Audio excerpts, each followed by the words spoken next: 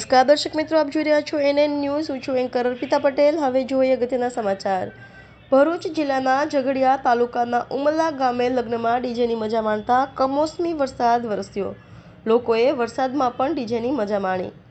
Reporter Abdul Rauf Khatri, NN news ઉમલા. દર્શક મિત્રો, તમારી આસપાસ બની રહેલી અવનવી ઘટનાઓ વિશે જાણવા માટે NN ન્યૂઝને લાઇક કરો, શેર કરો, સબસ્ક્રાઇબ કરો અને બેલ આઇકન પ્રેસ કરો, જેથી આપને નોટિફિકેશન્સ મળતી રહે.